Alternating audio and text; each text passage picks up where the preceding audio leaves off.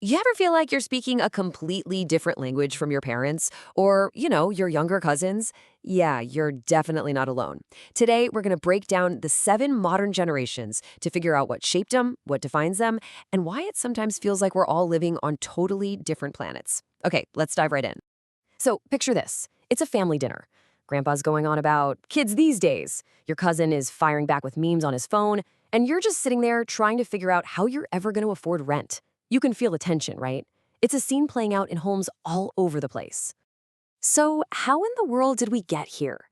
This feeling of a generational battleground, where everybody thinks they're doing it right and everyone else is to blame for, well, everything. It feels like it's been this way forever, but it really, really hasn't. See, for most of human history, a generation was just a family thing. But sometime in the last century, that all changed. We started studying them, putting labels on them, and yep, fighting about them. To understand how we got to OK Boomer, we have to go back to the very beginning of this whole idea. All right, our journey starts with 2 generations that were pretty much forged in the fires of global conflict, economic collapse, and the dawn of a new and pretty uncertain world. First up, we have the greatest generation, born between 1901 and 1927. These folks came into a century that was supposed to be all about incredible progress, but instead, they got a masterclass in chaos and resilience. I mean, just look at this timeline. They lived through the chaos of World War I, the cultural explosion of the Roaring Twenties, then the absolute gut punch of the Great Depression. And then, just as they were becoming adults, they were called to fight in World War II.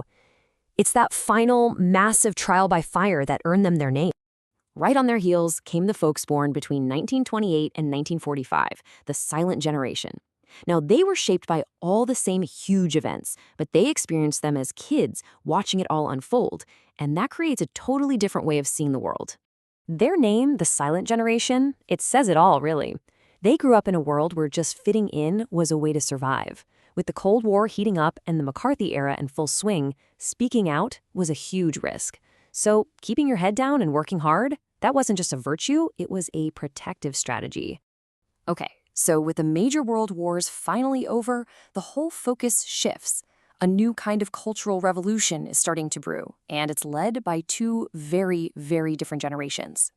After years of depression and war, soldiers came home, the economy just roared back to life, and this new feeling of optimism was everywhere. The result? A massive population boom, which is exactly how this generation got its name. Just look at that number, 76 million. In the US alone, a group this big basically becomes its own center of gravity.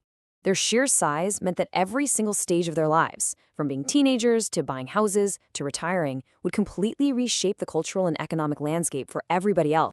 And this slide just perfectly illustrates the huge conflict of their time. On one hand, you've got incredible progress, the space race, the civil rights movement. But on the other hand, there's this constant, terrifying threat of nuclear war and a deeply divisive war in Vietnam. This duality is absolutely key to understanding them. So with the boomers casting such a long shadow, is it any wonder the next generation would be a little more skeptical?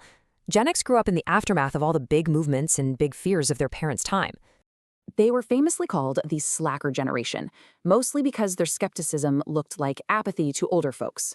They weren't defined by some big unifying war, so their focus turned inward. They started questioning the institutions their parents built and carved out a more independent, self-reliant path for themselves. Their world was being shaped by completely new things, like MTV, and new fears, like the AIDS crisis. And let's not forget, this is when we see the start of a new, much more protective style of parenting. They were kind of caught right between the analog past and the digital future. And that brings us right into the modern era, where one single force has defined every generation since: technology. This is where the pace of change really, really starts to accelerate.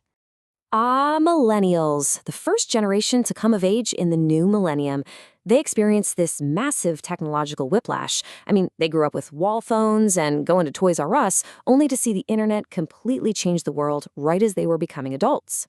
But all that early optimism was met with one historic shock after another. They came of age right as 9/11 kicked off a global war on terror. Then, just as they were trying to start their careers, the 2008 financial crisis blew up the economy, setting so many of them back for years. So if millennials adapted to the internet, Gen Z was born into it. They are the first true digital natives. Most of them have almost no memory of a world without instant, constant connection.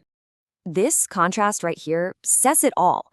The tools and habits that defined daily life for every single generation before aren't just old-fashioned to Gen Z, they're completely alien. This creates more than just a gap in experience. It's a fundamentally different way of interacting with the world. You can really see how quickly our relationship with tech has changed.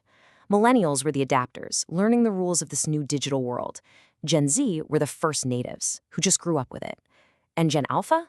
Well, they're smartphone natives, living in a world that's mediated by the supercomputers we all carry in our pockets. And this leads us to the final and youngest generation on our list, the kids who are growing up right now, inheriting this super complex, hyper-connected world we've built. They're called Gen Alpha, and they are true smartphone natives. The oldest of them are just now hitting their teen years, but we can already see the unique world they're having to navigate. They are, without a doubt, the most technologically fluent generation ever. They're not just consuming content, they're creating it. But they're also growing up with new anxieties, from the rise of AI to a world that feels more unsettled than ever. And just like Gen Z, they're proving to be incredibly passionate about social justice from a very, very young age. So when you look at this whole timeline, you start to see the patterns, right? The challenges, the technologies, the reactions. It really makes you wonder, what are going to be the defining moments for the generation that comes after Alpha? Because that's the ultimate takeaway here. Each generation is a response to the one that came before it, shaped by the unique moment in history they inherit. They aren't just these giant uniform blobs. They're collections of individuals reacting to their world. And as for our world, well, the story is far from over.